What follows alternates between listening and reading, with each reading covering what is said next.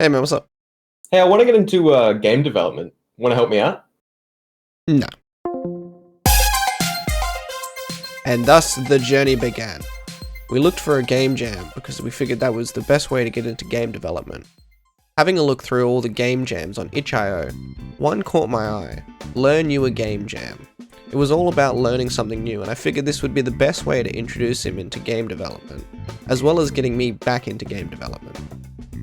Now, before the jam even started, we were discussing what type of game we wanted to make, and I always wanted to make a PS1 game, especially with all the PS1 horror games floating around. I ended up inviting another friend to the jam, and he was really good with programming.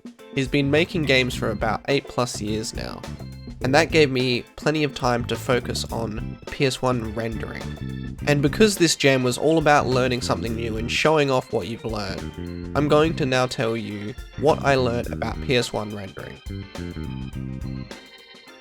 Now, there's a lot of things that make a PS1 game look like a PS1 game, but the things you're probably most familiar with is affine texture warping, vertex jitter, a lack of anti-aliasing, as well as the resolution.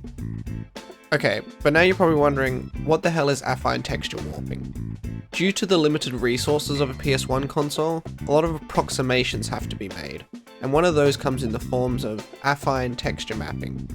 Affine texture mapping is the process of taking a flat 2D texture and trying to wrap it around a 3D object.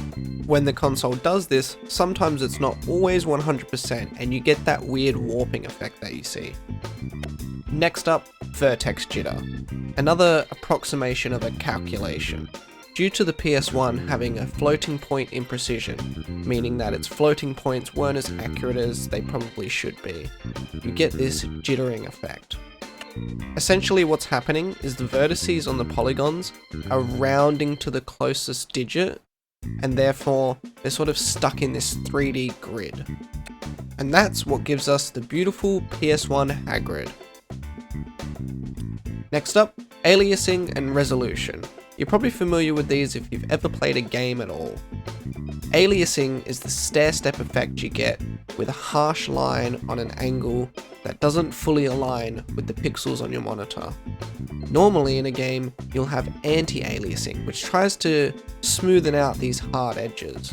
But the PS1 wasn't able to do this, and so we get a fully aliased image. And most PS1 games were limited to 320 by 240. That's 320 wide and 240 tall. Now, why I didn't do the modelling for this project myself, I did learn a few things, and I'll link down below every resource I used during this jam. However, the last piece of knowledge I'll leave you is scope. Scope is so important, and we definitely overscoped this project. Now, while we didn't get this game to a finished state like we would have, we did learn a lot, and that was the main thing. But if you're watching this, I want to say thank you. If you participated in this jam, I hope you learned something, and until next time, I'm CompuTurtle.